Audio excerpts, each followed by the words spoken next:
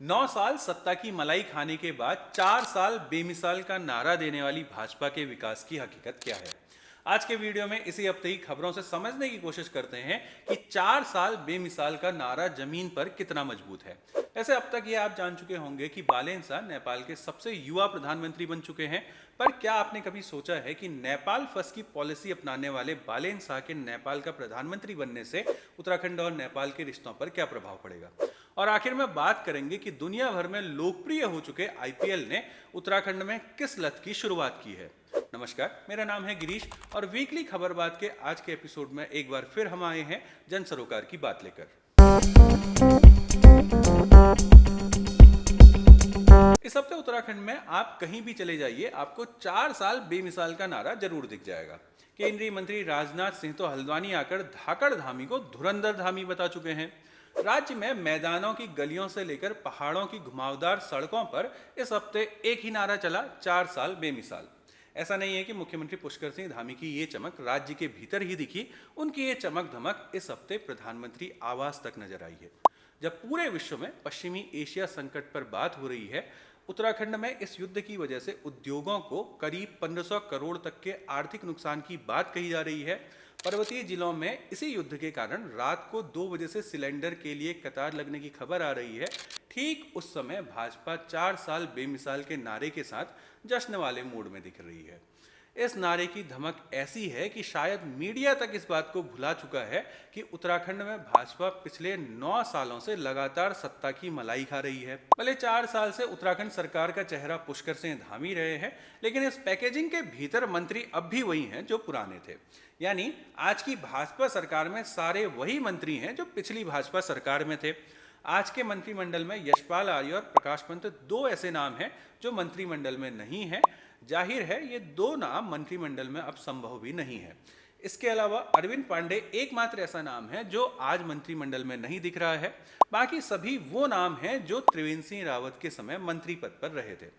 अब पुरानी टीम नए कैप्टन के साथ है, इसके बावजूद भाजपा कैसे 4 साल बेमिसाल का नारा दे रही है, ये भाजपा ही जाने। वैसे भारतीय राजनीति में मतदाताओं के बारे में एक बात कही जाती है कि भारतीय मतदाता बड़ी जल्दी सब कुछ भूल जाता है। उत्तराखंड के विषय में ये बात पूरी तरीके से सच लगती है। नहीं तो आप सोचिए ना कि एक तरफ भाजपा 4 साल बेमिसाल का नारा दे रही है, दूसरी तरफ सरकार अपने स्वास्थ्य मंत्री और ग्राम विकास मंत्री को ही पद से हटा दे रही है, जबकि ये दोनों मंत्रालय सबसे मुख्य मंत्रालय हैं। खैर, अगर भाजपा 4 साल बेमिसाल का नारा देकर अपने खुद के पिछले कार्यकाल को विपक्षों का कार्यकाल साबित ही कर चुकी है, तो जरा उसके इस नारे की भी पड़ताल जरूर की जानी चाहिए। स्क्रीन पर जो आप वीडियो देख रहे हैं वो पिथौरागढ़ जिले में कनार गांव की गर्भवती महिला का है, जिसे गांव वाले बारिश में किसी तरह सड़क तक लाए हैं। अब जो वीडियो आप स्क्रीन पर देख रहे हैं ये उत्तरकाशी के पुरोला गांव का वीडियो है। दोनों वीडियो ठीक उसी समय के हैं जब भाजपा राज्य भर में 4 साल बेमिसाल का जश्न मना रही है। इसी हफ्ते जब भाजपा 4 साल बेमिसाल का जश्न मना रही है, तब कपकोट में सुअर आंगन में खेल रहे बच्चे पर हमला कर देता है। चंपावत में गुलदार ट्रेल टूरिस्ट गाइड पर हमला कर देता है। सरकार के 4 साल के जश्न के बीच ही नई टिहरी में लकड़ी लेने जंगल गई महिला पर भालू हमला कर देता है। चंपावत के गुमदेश में गुलदार 28 बरस की गीता देवी पर हमला करता है, जिन्हें किसी तरह उनकी जेठानी सीता देवी बचाती हैं। आपको ये जानकर हैरानी होगी कि सतपुली में वन विभाग को हर दिन एक आदमखोर गुलदार के लिए 3 से 4 किलो मांस की जुगत हर दिन करनी पड़ती है। सतपुली में वन विभाग के पास पिंजरे में एक आदमखोर गुलदार 4 महीने से है, क्योंकि रेस्क्यू सेंटर फुल हो चुके हैं। बायोलॉजी बुलेटिन में प्रकाशित एक शोध बताता है कि उत्तराखंड राज्य की जंगल धारण क्षमता के अनुसार हमारे राज्य में 500 गुलदार होने चाहिए, जबकि आज उनकी संख्या करीब 2200 के पास है। पर राज्य भर में इस जश्न का शोर इतना ज्यादा है कि सरकार ये जानना ही नहीं चाहती कि उसके राज्य में जंगली जानवरों की स्थिति क्या है। जश्न का ये जोर इतना अधिक है कि इन दिनों अमर उजाला अखबार में छप रही कुमाऊं पलायन कथा जैसी गंभीर रपट सरकार की नजरों तक नहीं पहुंच पा रही है। अमर उजाला में बागेश्वर, अल्मोड़ा, पिथौरागढ़ और चंपावत जैसे जिलों के गांवों की पलायन की रपट लिखी गई है, लेकिन कोई सुनने को तैयार कहाँ है। आप पोस्टर और विज्ञापनों में सरकार के भ्रष्टाचार वाले दावे भी पढ़ रहे होंगे और उन्हें सुन भी रहे होंगे, लेकिन क्या आप जानते हैं कि उत्तराखंड में पिछले 12 सालों में भ्रष्टाचार की शिकायत सुनने वाला लोकायुक्त नियुक्त ही नहीं हुआ है। लोकायुक्त तो 2013 से नियुक्त नहीं हुआ, लेकिन उसके कार्यालय पर अब तक करीब 20 करोड़ रुपया खर्च किया जा चुका है। काशीपुर के सूचना अधिकार कार्यकर्ता नदीमुद्दीन ने जब इस संबंध में सूचना मांगी तो पता चला कि लोकायुक्त कार्यालय में 20 मार्च 2026 तक कुल 1724 शिकायतें लोकायुक्त का इंतजार कर रही हैं। इसी तरह एक तरफ सरकार खनन क्षेत्र में हजारों करोड़ के मुनाफे को उपलब्धि के तौर पर बता रही है, दूसरी तरफ विधानसभा में सरकार खुद कहती है कि पिछले 2 सालों में राज्य में 3800 अवैध खनन के केस दर्ज हुए हैं। एक तरफ पोस्टरों में जैविक खेती के दावे हैं, दूसरी तरफ राज्य बनने से लेकर अब तक राज्य में कुल कृषि योग्य भूमि में 16% की कमी दर्ज की गई है। अब सरकार के 4 साल बेमिसाल नारे की हकीकत आप खुद इस हफ्ते की कुछ और खबरों से जांच लीजिए। आप सरकार के पोस्टरों में मेडिकल कॉलेज की उपलब्धि को देख रहे होंगे, लेकिन इस हफ्ते की खबर यह है कि अल्मोड़ा मेडिकल कॉलेज में फैकल्टी न होने की वजह से वहां पीजी की सीट में एडमिशन नहीं हो पा रहे हैं। अल्मोड़ा मेडिकल कॉलेज में 178 पद स्वीकृत हैं, लेकिन तैनाती सिर्फ 60 पर हुई है। कोरोना काल में अल्मोड़ा में जो करोड़ों की लागत से ऑक्सीजन प्लांट बने थे, वो आज टेक्नीशियन की कमी की वजह से या तो बंद हैं या फिर अपनी पूरी क्षमता से काम नहीं कर पा रहे हैं। कपकोट में लाखों रुपए खर्च कर पोस्टमार्टम भवन बनाया जाता है, लेकिन सुविधा आज भी नहीं मिलती है। देघाट के स्वास्थ्य केंद्र में 5 चिकित्सक पद खाली हैं। खबर है कि 1 अप्रैल से बागेश्वर जिले में किसी भी सरकारी अस्पताल में फिजिशियन नहीं होगा। स्क्रीन पर दिखने वाली खबर बागेश्वर जिले की है, यानी जब सरकार 4 साल बेमिसाल का जश्न मना रही थी, ठीक उसी समय बागेश्वर में एक गर्भवती महिला सुरक्षित प्रसव के लिए लड़ रही थी। बाकी स्वास्थ्य का कितना चमत्कार हुआ है उसे आप आए दिन देख ही सकते हैं। स्वास्थ्य के बाद शिक्षा के चमत्कार की बात करें तो आपको ये जानकर हैरानी होगी कि हमारे राज्य में करीब 93% सरकारी हाई स्कूल और इंटरमीडिएट स्कूल बिना प्रधानाचार्य के चल रहे हैं। अल्मोड़ा के जीआईसी दशौला में एक भी नियमित प्रवक्ता नहीं है। श्रीनगर में जीआईसी रिंगाल के बच्चे किस जर्जर भवन में पढ़ते हैं उसे आप स्क्रीन पर देख रहे हैं।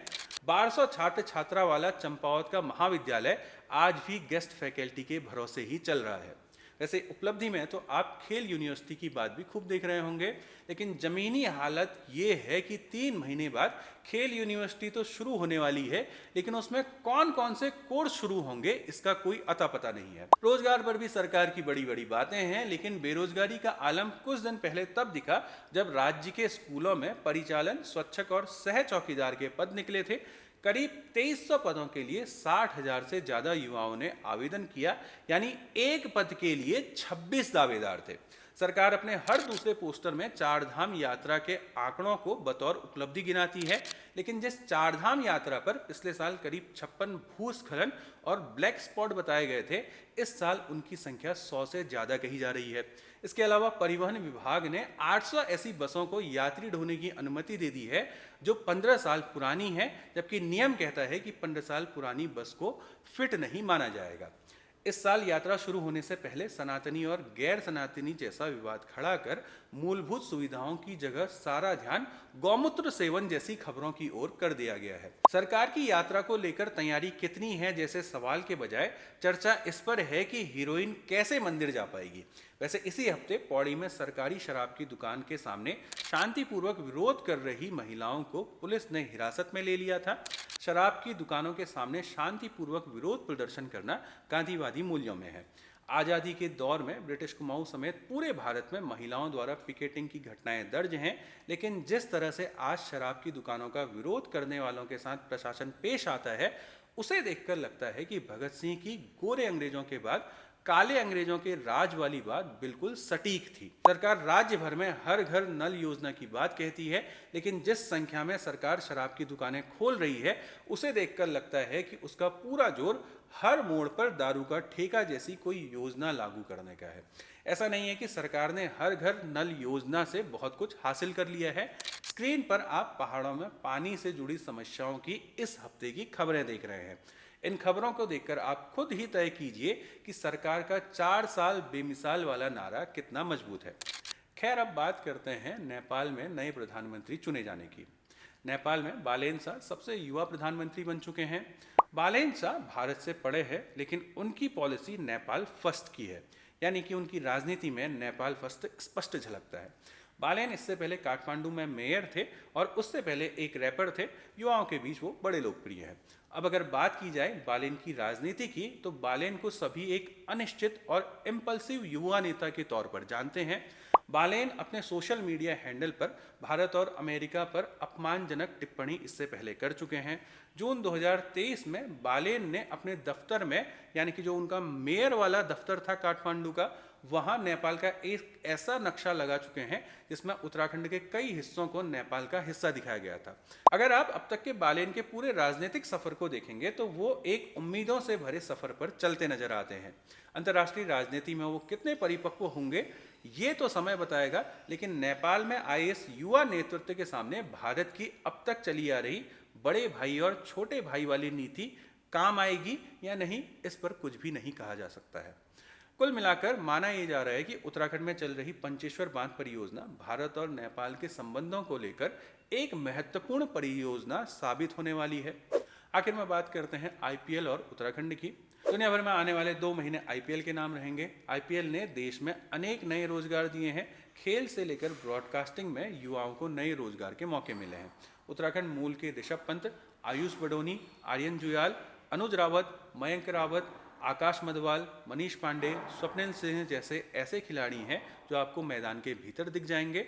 साथ ही आईपीएल से जुड़ी तान्या पुरोहित और अभिलाष थपलियाल जैसे चेहरे आपको ब्रॉडकास्टिंग में दिख जाएंगे। लेकिन यहाँ भी उत्तराखंड ने एक बड़ी अपॉर्चुनिटी मिस की है। उत्तराखंड के स्टेडियमों की खूबसूरती का हर कोई दीवाना है, लेकिन इतने सालों में उत्तराखंड में एक भी आईपीएल का मैच आयोजित नहीं किया जा सका है। जबकि उत्तराखंड के साथ बने राज्य छत्तीसगढ़ और झारखंड दोनों में ही आज आईपीएल के मैच खेले जाते हैं। वैसे आईपीएल ने हमारे राज्य को एक नए तरह का रोजगार दिया, यानी सट्टे का रोजगार। अगले 2 महीने उत्तराखंड में सट्टे के अड्डे पकड़े जाने वाली रूटीन खबर चलेगी, यानी उत्तराखंड में आईपीएल के दौर में अलग तरह का क्रेज चलता है, यानी सट्टे का क्रेज। एक तरफ सट्टे में पकड़े गए अपराधियों की तस्वीर होगी, दूसरी तरफ फैंटेसी ऐप के विजेता की तस्वीर होगी। मूल रूप से दोनों जुए के ही भाई हैं, लेकिन सरकार ने फैंटेसी ऐप के नाम पर लगने वाले सट्टे को खेल कहकर लीगल कर दिया है। अगले 2 महीने आपको राज्य के हर कोने में टीम बनाने वाली जनता मिल जाएगी। भारत में फैंटेसी क्रिकेट ऐप एक परफेक्ट उदाहरण है कि कैसे आप कानून की भाषा के कॉमा और फुल स्टॉप बदलकर जुए को फैंटेसी खेल में बदल सकते हैं।